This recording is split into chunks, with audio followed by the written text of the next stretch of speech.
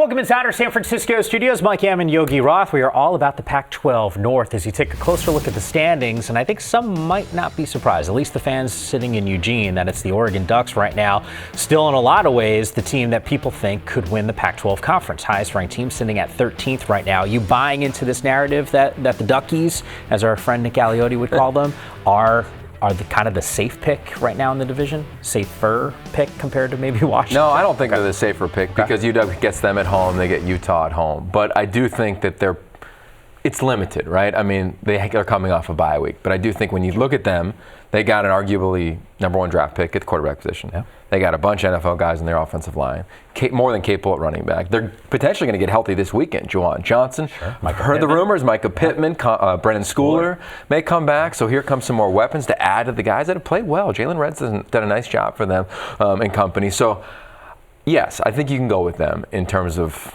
one of the leaders for the Pac-12 North, of course. Do you buy this? And I get it. It's an uphill battle right now because the league and the margin, we've never seen a two-loss team ever play in the college football playoff. Oregon obviously has one loss already, so to run the table is going to be difficult. But can't you make an argument, I don't know if you buy this or not, if Schooler does come back or Pittman comes back and those guys play, we'll throw Juwan Johnson in, and the offense becomes even more dynamic than what we've seen. When the playoff committee sits down, they go, all right, you pretty much dominated most of the game, lose by 9 seconds or with 9 seconds to play against Auburn, but you didn't have some of your best skill position guys. Now all of a sudden this team is different. They've grown, and those guys are balling, and this is a different offense. Don't we need these guys if you're Oregon to ball out?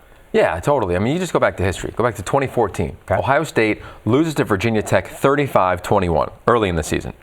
Virginia Tech goes on to be 7-6. Right now, Auburn is one of the top 10 teams in the country. And you could argue, if we didn't care about reputation and history, Auburn could be the #1 team in the country just based on how they were playing. So just based on that in and of itself, if Oregon is to run the table and win the Pac-12, if they're not in the CFP, it's a joke, in my opinion, based on logic, history, and, of course, the way that they would have to play if they did go undefeated the rest of the way. All right, so I'm going to throw two teams your way. Washington right now, you've been high on Chris Peterson's team all season long. Do we look at the loss to Cal and say, blip on the radar, fluky type loss, knowing it's a 2-hour and 30-minute lightning delay?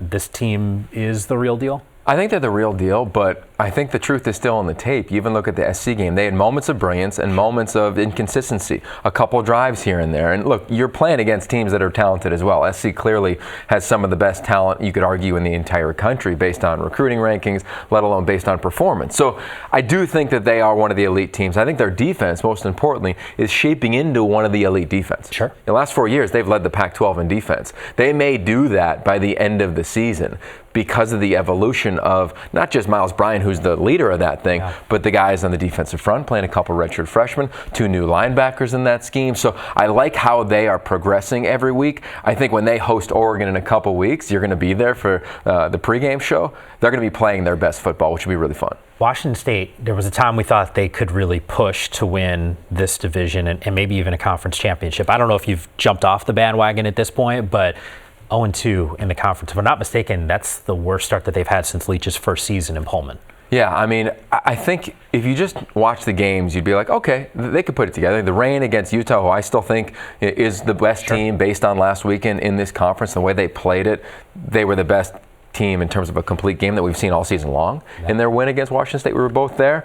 But the comments that Mike Leach made and the comments that even players have made around guys being in it for themselves, around this team not being as tight as we thought, that concerns me because they know the team much better than you and I do. We could watch the tape all day long. We can go to the games. We could broadcast the games. But we're not in the locker room. So I can't wait to watch them.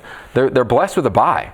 They control their own destiny. They play UW, they play Oregon, the teams ahead of them in the Pac-12 Conference, right? They still have to play Cal in the Pac-12 North. They still have to play Stanford. So there's a world where this thing comes back together, but I can't lie and say I wasn't concerned and worried over the last 2 press conferences after the last 2 losses. Yeah, it's tough. I mean, Utah looks like a dominant football team, so you just say, is it the worst thing in the world that they lost? Yeah, it's a buzzkill 0-2, but they might have gone up against arguably the best team in the entire conference. We're not done talking about the North Division just yet. You do not want to miss our show, Inside Pac-12 Football, every Tuesday night. Me and Yogi got you covered, 6 p.m. Pacific on Pac-12 Network.